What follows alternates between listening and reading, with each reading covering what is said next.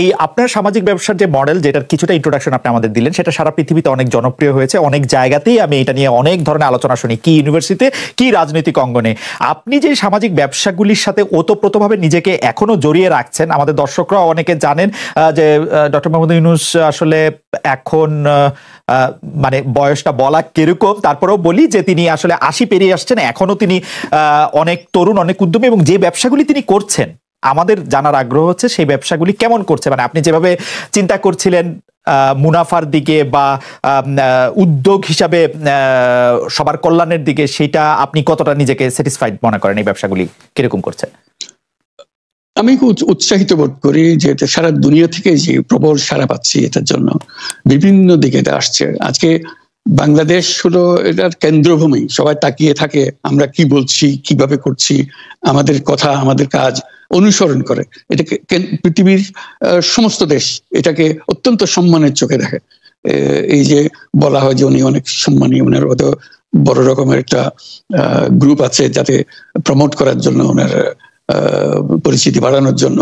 এটা আমার পরিচিতি বাড়ানোর জন্য কোনো প্রতিষ্ঠান নিয়োজিত নাই, কনসালটেন্সি ফার্ম নিয়োজিত নাই। আমার এটা হলো যে কথাটা বলি সেটা মনে লাগে, মনে দাগ কাটে।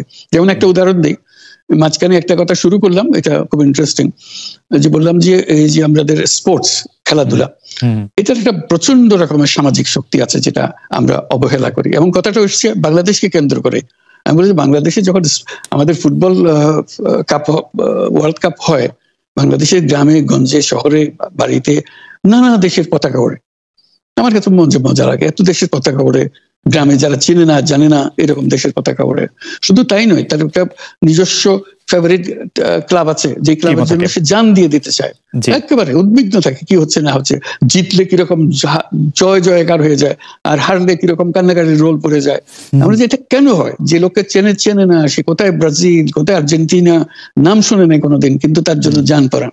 আমরা যেটা হলো তার একটা মস্ত বড় শক্তি, এই যে আকর্ষণ করতে পারে, মানুষকে আকর্ষণ করতে পারে। কিন্তু এই শক্তিটা আমরা বাণিজ্যিক ব্যবহার করি, মুনাফার কাজে ব্যবহার করি, এন্টারটেইনমেন্টের ব্যবহার করি, কিন্তু সামাজিক কাজে ব্যবহার করি না। এই কথা বলতে আরম্ভ করলাম, অনেকে শুনতে আরম্ভ করলো। তা আমাকে প্রথম রিও অলিম্পিকে দাওয়াত করা হলো এই বিষয়ে, অলিম্পিক কমিটিকে বলার জন্য, যে যেহেতু লেখালেখি হচ্ছে, পত্রপত্রিকা বিষয়টা আসছে। তা আমি গেলাম, বললাম, অনেকে পছন্দ করলো বিষয়টা, যে তারা কোনোদিন চিন্তা করে না যে স্পোর্টস দিয়ে একটা সামাজিক শক্তি দাঁড় করাতে পারে, সামাজিক ব্যবসা সৃষ্টি হতে পারে। তখন ফ্রান্স থেকে আমাকে আলাদা করে দাওয়াত করলো, সেটি এখানে রিওতেই, ওখানে এন হিদালগো, প্যারিসের মেয়র, আরো বিশদভাবে জানার জন্য দীর্ঘ আলাপ হলো তার স্পোর্টসম্যানদের নিয়ে।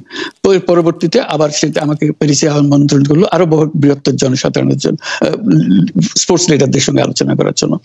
তখন তারা সিদ্ধান্ত নিয়ে প্রশ্ন করলো অলিম্পিককে সামাজিক ব্যবসা করা যায় কিনা। হয়েছে অবশ্যই করা যায়। আমি ব্যাখ্যা দিলাম কিভাবে করা যায়, তারা খুবই কনভিন্সড হলো। তখন তারা ঠিক করলো, এটা হলো 2018 সাল, 2018 সালে ঠিক করলো যে তারা প্যারিস অলিম্পিক যেটা হবে 2024-এ, এই বছর 2024-এ হবে, তখন অনেক পরের কথা, এটাকে সামাজিক ব্যবসা অলিম্পিক করবে। আমাকে শুদ্ধ তারা নিয়ে গেল, আমি তাদের দলের একজন হলাম, প্রেসিডেন্ট ম্যাক্রো একজন, আমি একজন, আর এন হিদালগো, আমরা 3 জনের কমিটি।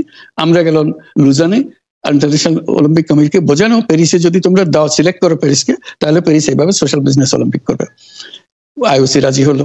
এখন এই 2024 সাল এসে গেছে, এখন প্যারিসে অলিম্পিক হবে, এবং সেটা সামাজিক ব্যবসা অলিম্পিক হবে। এই যে একটা সাধারণ কথা, এটা এতজনের মাথায় ধরানো, এতজনকে কনভিন্স করা, এতজনকে এক্সাইটেড করা, এবং সেটা হচ্ছে। এবং আগামী যে যখন অলিম্পিক হবে আপনারা সবাই দেখতে পারবেন সামাজিক ব্যবসা অলিম্পিক বলতে কি বোঝায়। এটা দেখে এখন তারা পড়ে গেছে, আমাদেরকে এখন বারবার ডাকাডাকি হচ্ছে মিলান থেকে। মিলানে আসছে 2026 সালের winter Olympic, Milan Cortina winter Olympic. বলে যে প্যারিসেরটা তো তুমি করে দিয়েছো, আমাদেরটা আরো ভালো করে দিতে হবে তোমাকে, সামাজিক ব্যবসা আরো কি ভাবে সম্পর্কিত হয়। এই যে একটার পর একটা অলিম্পিক আসছে, পিয়ংচাং অলিম্পিক হয়ে গেল, সেটা আমাকে ধরতে পারিনি তারা। পিয়ংচাং অলিম্পিক কোরিয়াতে হয়ে যাওয়ার পরে, 2018 সালে হয়ে যাওয়ার পরে আমাকে নিয়ে গেল পিয়ংচাং এ, যে এটাকে এখন যেহেতু এটা হয়ে গেছে, হয়ে যাওয়ার পরে এটাকে সামাজিক ব্যবসা কিভাবে রূপান্তরিত করা যায় আমাদেরকে পরামর্শ।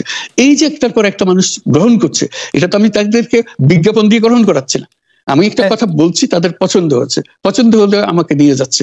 আমার এখন পৃথিবীর কত জায়গায় এই যে শুধু স্পোর্টস রিলেটেড, আপনি মাঝে মাঝে দেখবেন পত্রিকাতে ছবি ছাপা হচ্ছে, ডক্টর ইউনূস ফুটবল বিশ্ব ফুটবল থেকে একটা পুরস্কার দিচ্ছে, রাইট। আমার সঙ্গে ফুটবলের কি সম্পর্ক আছে বলেন? আমাকে কেন দিচ্ছে? এই যে একটা কথা তাদের মাথায় ঢুকিয়ে দিয়েছে, সামাজিক ব্যবসা। এটা খুবই ইন্টারেস্টিং। আমি আপনার আরেকটা বিষয় একটু দৃষ্টি আকর্ষণ করছি যে কর দেওয়া, আপনার কর দেওয়া বিষয়ে অনেকে এইটি বলতে চেষ্টা করেন যে আপনি কর না দিয়ে সে টাকা অনুদান দিয়েছিলেন এবং সেই জন্য আপনি ভেবেছিলেন যে সেই টাকার উপর আসলে কর দিতে হবে না, কিন্তু আপনি অনুদান দিয়েছিলেন একটি ট্রাস্টকে, যেটা ট্রাস্টি আবার আপনি সেই কারণে আপনাকে সর্বোচ্চ আদালতের নির্দেশে কর দিতে হয়েছে। এইটাকে কি আপনি আপনার একটা মিস্টেক বলবেন নাকি, বা আপনার অর্থনীতিবিদদের বা আপনার পরামর্শদাতাদের, নাকি আপনার উপর একটি জুলুম বলবেন? না, আমি বলবো না, ভুল সংবাদ দিচ্ছ তুমি, সেজন্য বলবো। ভুল সংবাদটা হলো এই, আমার টাকা আমি রোজগার করি, আমি নিজে সিদ্ধান্ত নিয়েছি আমি কোনো কিছুর মালিক হব না। কাজে আমি টাকাটা আমি যেহেতু উপার্জন করেছি সেটা আমি একটা ট্রাস্ট দিয়ে দিতে চাচ্ছি। যেমন আমার কোনো বাড়ি নাই নিজের নামে, নিজের কোনো বাড়ি নাই, গাড়ি নাই, জমি নাই,